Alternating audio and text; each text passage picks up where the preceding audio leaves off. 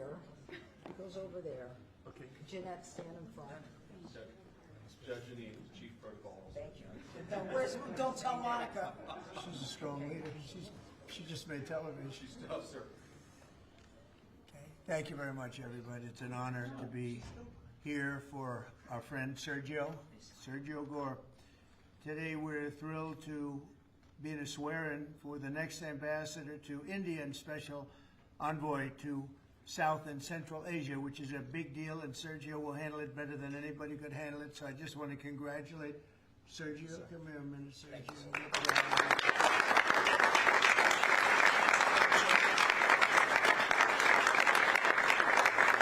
So we are honored to be joined this afternoon by our great Vice President, J.D. Vance. Thank you, J.D.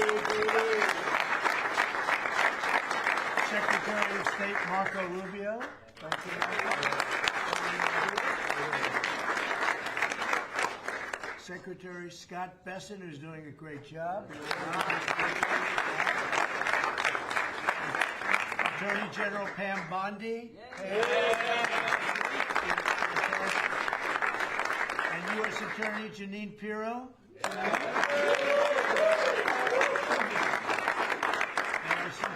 D.C. is a very safe place, Janine, right? Very safe place, and we got to keep it that way. Yes. Along with Senators Lindsey Graham, Jim Risch, Tommy Tuberville, and Katie Britt. And I will give you an exemption because, you know, they're supposed to be right now in the Senate. And if you guys want to sneak out, nobody will see you leaving. Do you want to do that, Lindsey, or do you want to stay for Okay, you sneak out anytime you want. Thank you. We don't want to screw up any votes, do we? Amen. Okay, thank you. Thank you for being here. But we're also very honored to be joined by Mrs. a very special woman who I unfortunately have seen a lot of lately on television for the wrong reasons. A woman who is great, who Charlie said is the greatest of anybody he knew, best friends and best everything, Erica Kirk. So thank you very much.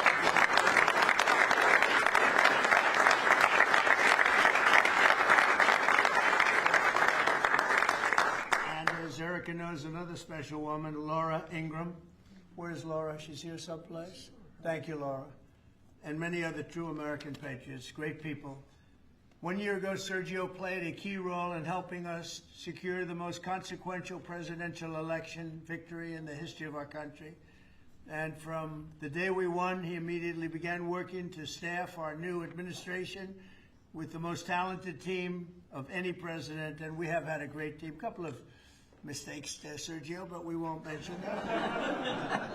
They're gone. We got rid of them pretty quick. We found a couple we weren't thrilled with. We got them out of here.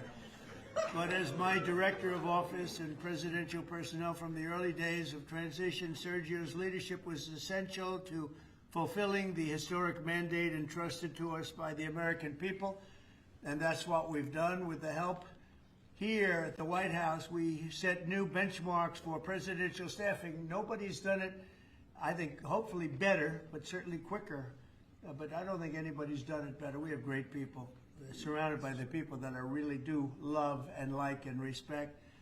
But we hired 4,000 appointees across every federal department in record time, including over 1,000 appointments on day one. So before we even got started, we had over 1,000 people working for us. Under Sergio's leadership, federal agencies and departments reached staffing levels of 95%, and it's faster than any administration in modern day history. And prior to his work on behalf of my 2024 campaign, Sergio had tremendous success as an entrepreneur in the publishing world. He even published my book, which went to #1. I was very happy because if it didn't, he wouldn't be here. But now I'm trusting Sergio to help strengthen one of our country's most important international relationships, and that's the strategic partnership with the Republic of India. It's a big deal. India is home to one of the world's oldest civilizations, the largest country in the world, actually, and it's got over 1.5 billion people. And we have a fantastic relationship with the Prime Minister, Modi, and Sergio has only enhanced that because he's become already friendly with the Prime Minister, knowing that Sergio is going to be the ambassador they would call constantly to say, let's get to know this man, and they like what they see. So I know you're going to have a great success over there. It's a very important relationship. But it's also the fastest growing middle class, and it's an important economic and strategic security partner in the Indo-Pacific region. It's an amazing country, actually. 1.5 billion people. China has 1.4 billion. Those are two big countries. As ambassador, Sergio will work to fortify our country's bond, promote investments in key U.S. industries and technologies, increase American energy exports, and expand our security cooperation. And you know, we're making a deal with India, a much different deal than we had in the past. So right now they don't love me, but they'll love us again. We're getting a fair deal, just a fair trade deal. We had pretty unfair trade deals. They're very good negotiators, Sergio, so you have to take a look at that, if you would, please. But we're getting close, Scott. I think we're pretty close to doing a deal that's good for everybody, right? In the old days, do you think Biden would ask that question? I don't think so. He would say, how are we doing with India? He didn't know about India. He didn't know a damn thing. But that's okay. We had him. Likewise, in Sergio's role as special envoy to South and Central Asia, he'll be a key emissary to a very important group of nations at the crossroads between East and West. And last week, I was honored to host the leaders of 5 Central Asian countries here in the White House, and Sergio will be helping with all of that. We had an amazing meeting the other night at the White House, and I'm confident that Sergio will do an outstanding job and make our country and all of his friends very proud. But I'm very proud of Sergio. I've known him for a long time, and he's a great guy. And most people love him. Some people don't like him so much. I'll be honest with you, Sergio. Some people, when they don't like Sergio, they don't like him. But when they like him more than anybody. But most of them really are on the like category. And I just want to say that I think he's going to be an outstanding representative for the United States of America. And it's a big deal. Being the ambassador to India is a big deal. So, Sergio, congratulations. I know you're going to do a fantastic job. Thank you.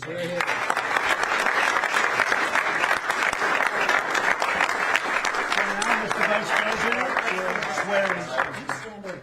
Okay. Swear him in here. Left hand on right hand up. Thank you. Thank you, Judge. I appreciate the assistance. We have such a crowd here, you think we're swearing in a vice president. So. Okay. Please repeat after me. I, Sergio Gore, I, Sergio Gore, do solemnly swear that I will support and defend the Constitution of the United States I will support and defend the Constitution of the United States against all enemies, foreign and domestic, against all enemies, foreign and domestic, that I will bear true faith and allegiance to the same, that I will bear true faith and allegiance to the same, that I take this obligation freely, without any mental reservation without any mental reservation or purpose of evasion, and that I will well and faithfully discharge the duties of the office on which I am about to enter. So help you God. So help me God. Congratulations, Mr. President.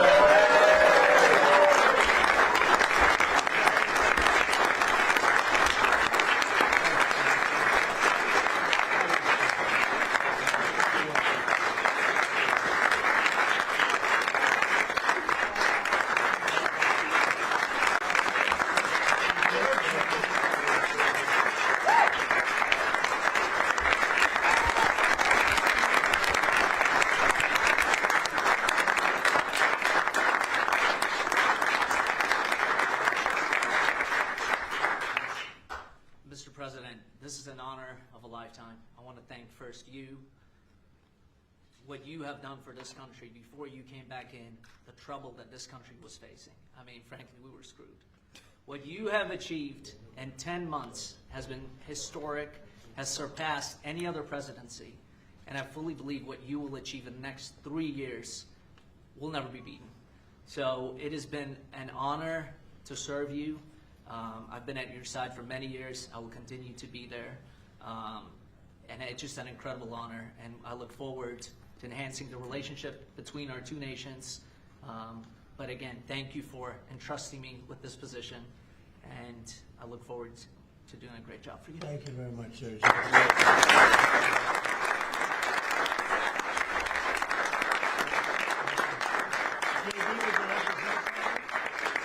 Well, thank you, sir. First of all, congratulations, Sergio. You're going to be a great ambassador, a great representative to the country of India, which the President and I both love. As a lot of you know, Sergio was a critical piece of what made the first 10 months such a great success. Obviously, the president's leadership is the most important thing, but you can't do a whole lot unless you've got good people around you. And Sergio did as much as anybody to ensure that the White House was staffed with the very best people, people who were loyal to the president, loyal to the country, and loyal to the agenda that we're trying to implement. So thank you all for being here. I think it's a great testament to you, Sergio, that you got multiple cabinet secretaries, Erica Kirk, the President of the United States. This crowd would not turn out for just anybody, but it turned out for Sergio Gore. You're going to do a hell of a job, man. Congratulations.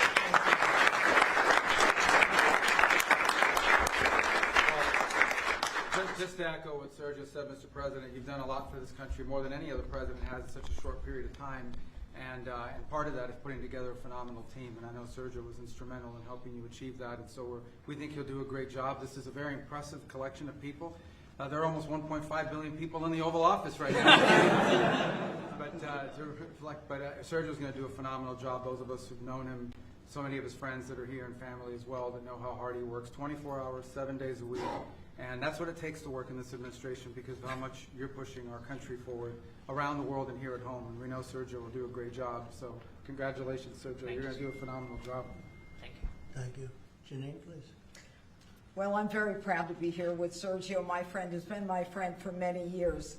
He is someone who is loyal, he is trustworthy, and he works as hard as anyone I know. And Mr. President, there is in this room a group of people who love you, who believe in you, and who are so proud to be in this Oval Office and to be part of this amazing day, because you have changed the course of America. You, and thank you, Sergio, for what you've done. God bless you both. Thank you.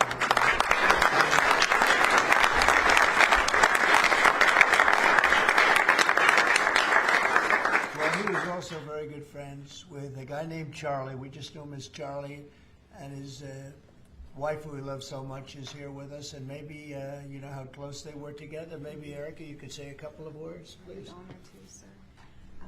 Charlie loved you. It's hard not to get emotional because I know that he would have been the first phone call when he found out that you were going to be taking this position. And the way that I was able to witness the two of you work together for years and to champion and support the president was absolutely humbling to witness. And I am so proud of you. And Charlie is going to be with you every single day. In spirit, and I will be praying for you every day, because I know that this is just the beginning of an incredible opportunity for you. And sir, thank you for allowing Sergio to have this beautiful moment. Thank you very much. Thank you, Charlie. And that man's watching over us right now, right? Okay. Any questions? You mentioned senators that are here, Mr. President. Do you personally approve of the deal that's happening right now on Capitol Hill to end the government Well, it depends shutdown? what deal we're talking about, but if it's a deal I heard about, that's certainly, you know, they want to change the deal a little bit, but I would say so. I think based on everything I'm hearing, they haven't changed anything, and we have support from enough Democrats, and we're going to be opening up our country. It's too bad it was closed, but we'll be opening up our country very quickly. Mr. President, that deal does reverse the mass firings your administration put through during the shutdown. Did you sign off on that, and will you abide by that if this passes? Well, I will be. I'll abide by the deal. The deal is very good. We're not going to be giving $1.5 trillion to people that came in from jails and from, you know, the gangs and drug dealers and all of these others that they wanted to be given health care, which would have hurt our health care system. I hope that we're going to be able to have a health care where Lindsay and I were discussing it, Jim and I were discussing it, and Katie, we discussed it. We want a health care system where we pay the money to the people instead of the insurance companies. And I tell you, we're going to be working on that very hard over the next short period of time, where the people get the money. We're talking about trillions and trillions of dollars, where the people get the money. Yes, please. The Syria president, sir, could you update us on your meeting? Did you come to any agreements? Say it. With the leader of Syria you had earlier, did you come to any agreements today? Well, I had an agreement with him. He's a very strong leader. He comes from a very tough place, and he's a tough guy. I liked him. I get along with him. The president, the new president of Syria. And we'll do everything we can to make Syria successful, because that's part of the Middle East. We have peace now in the Middle East, first time that anyone can remember that ever happening. And,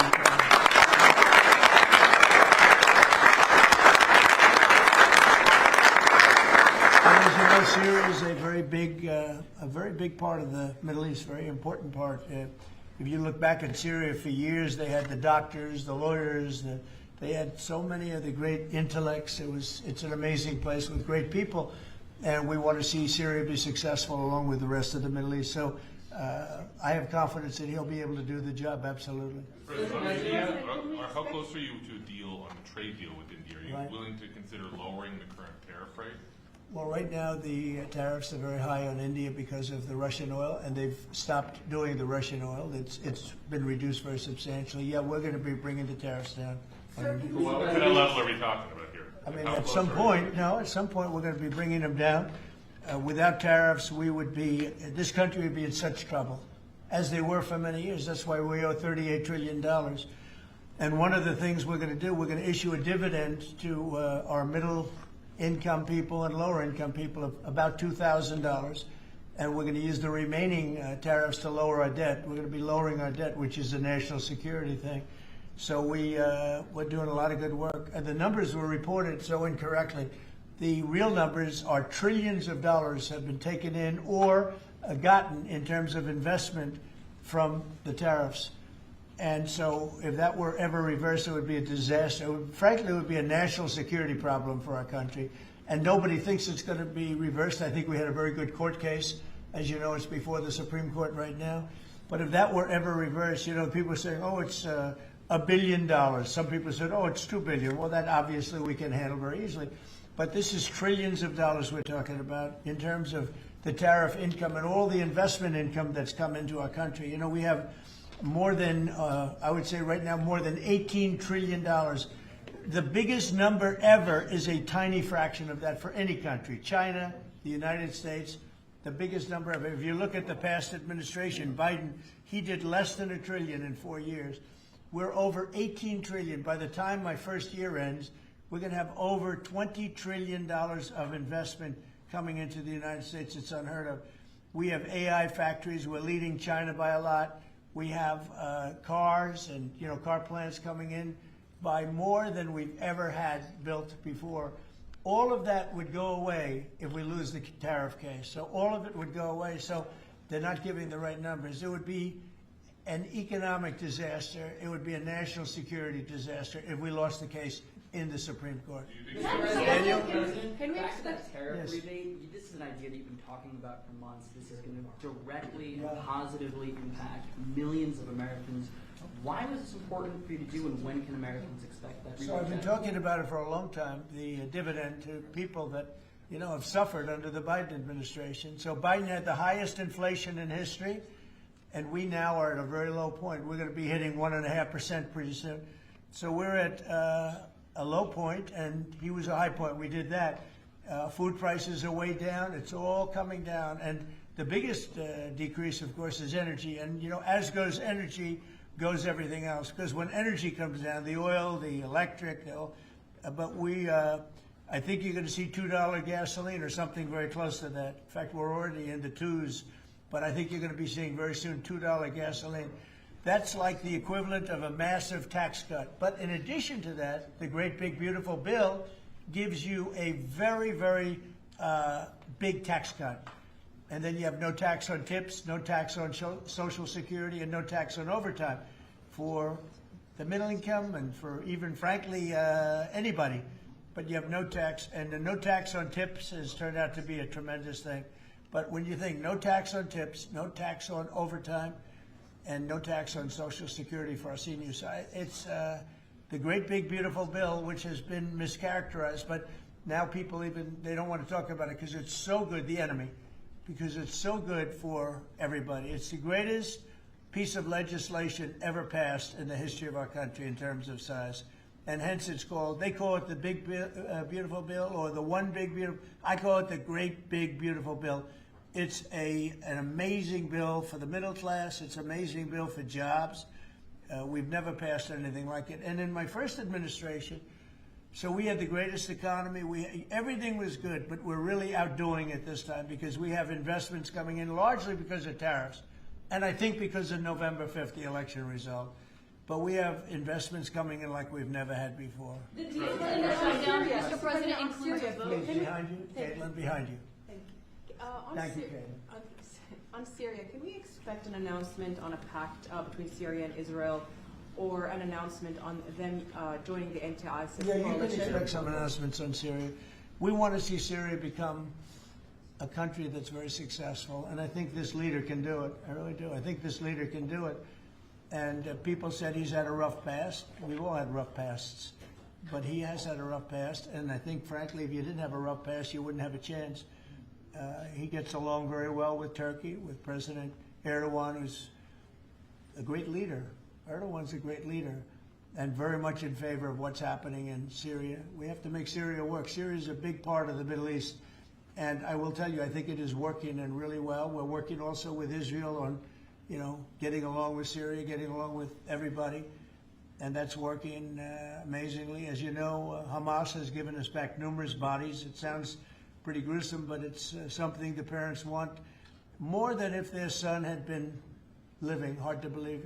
I've seen all of the parents, so many of the parents, and getting back the body of their son, their dead son, is as vital to them, as important to them, as if the boy was generally the boy was alive.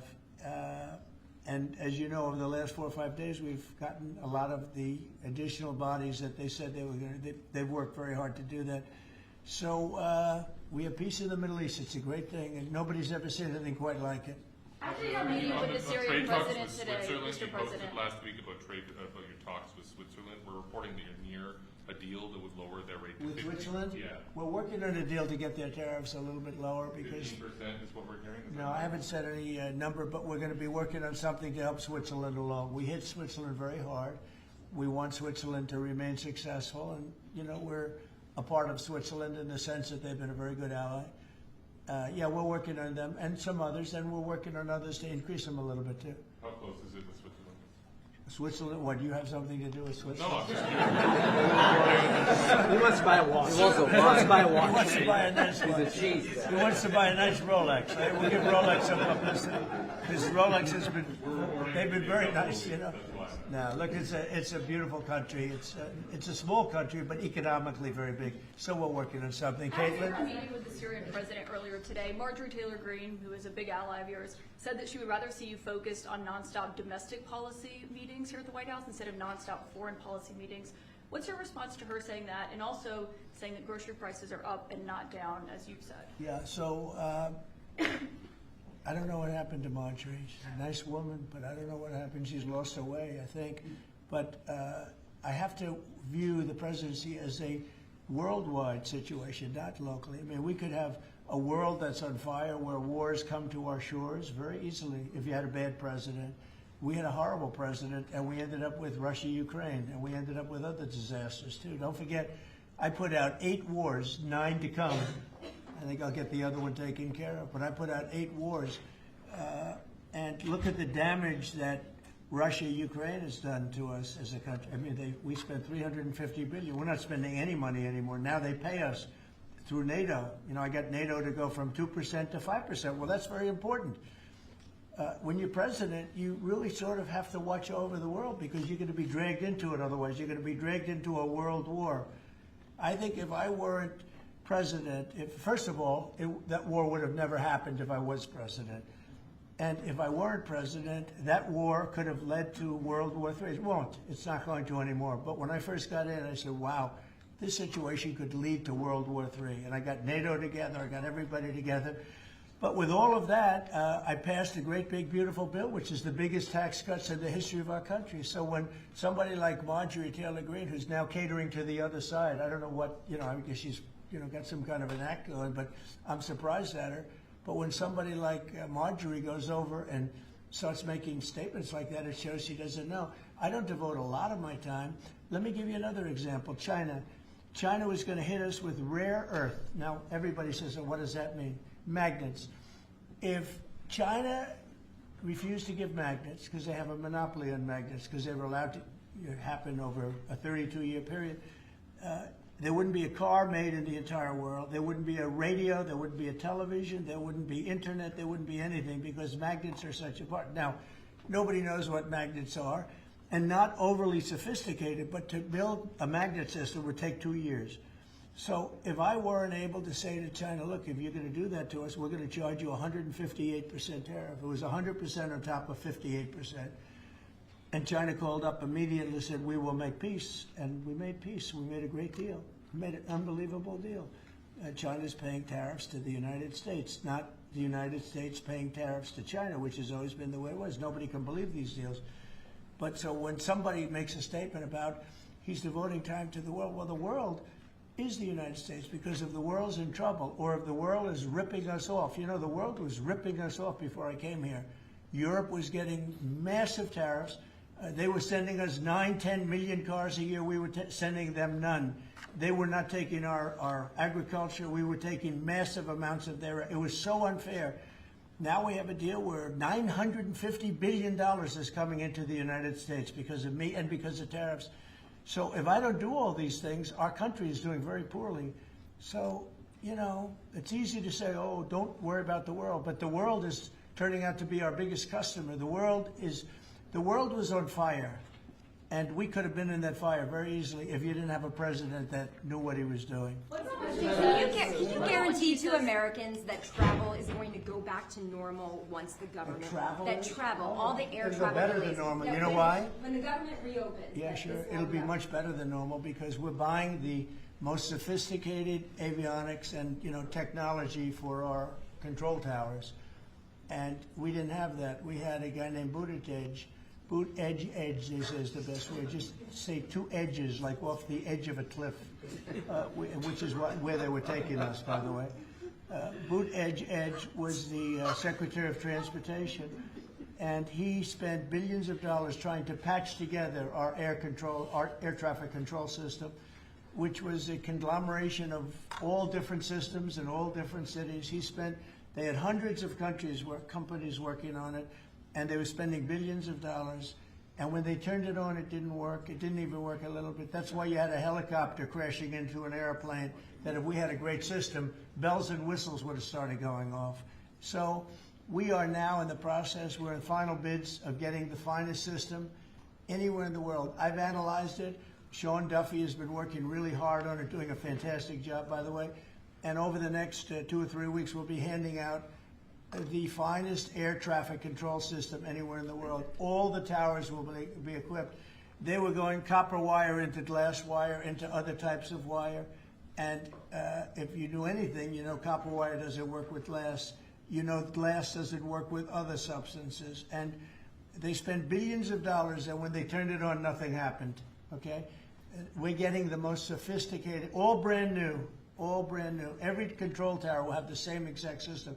It'll be the most sophisticated system by far in the world. And what we've done is we've looked around other countries and we've taken the absolute best systems in every different form, because there are different. You have lots of different companies like IBM and Raytheon and a lot of great companies. They're all bidding, and we're going to pick the best one, and it'll get built relatively quickly. And we are going to have the greatest air traffic control system anywhere in the world. Thank you very much, everybody. Air traffic control.